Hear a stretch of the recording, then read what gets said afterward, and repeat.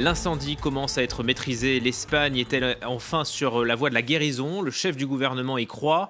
Selon lui, le déclin de l'épidémie est proche. Malgré tout, les bilans quotidiens restent toujours très élevés. Bonjour Anaïs Guérard. On vous retrouve en direct de Madrid. 683 personnes sont mortes en 24 heures. Oui, tout à fait. Des bilans lourds. On a désormais dépassé la barre des 15 000 personnes décédées dans le pays depuis le début de l'épidémie.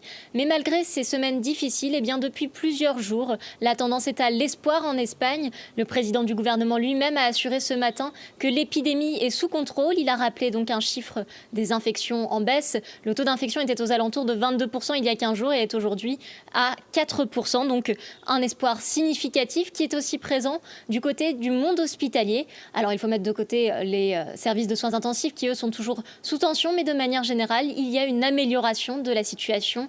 À Madrid, donc, qui est l'épicentre de l'épidémie, une soignante m'expliquait que dans son hôpital, petit à petit, on se dirigeait vers un retour à la normale. Voilà, malgré tout, le pays ne lâche pas ses efforts, Anaïs, puisque l'état d'urgence doit être prolongé. Oui, tout à fait. Jusqu'au 26 avril prochain. Donc le vote devrait sans surprise être approuvé dans la journée à la suite de la séance plénière qui est en cours en ce moment même. Là, cette fois-ci, par contre, la différence, c'est qu'elle ne fera pas consensus. Alors si Pedro Sánchez a appelé à l'unité, eh bien, il est critiqué de toutes parts. Vox, l'extrême droite, demande sa démission et ne soutiendra pas donc cette prolongation de l'état d'urgence. La droite, elle, qui la soutiendra, eh bien, en revanche, est acerbe sur la gestion économique et a assuré qu'elle ne votera pas pour certains décrets.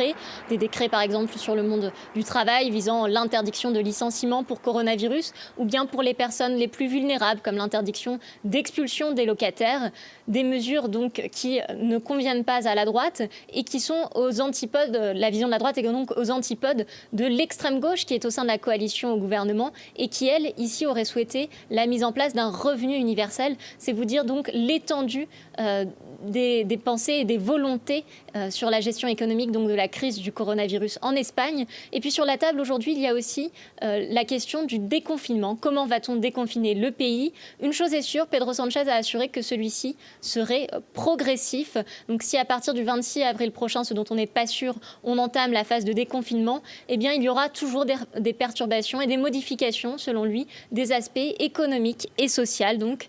Et puis ces débats vont se poursuivre à l'appel du président toujours la semaine prochaine à la Moncloa. Merci pour ces éléments, Anaïs Guérard à Madrid.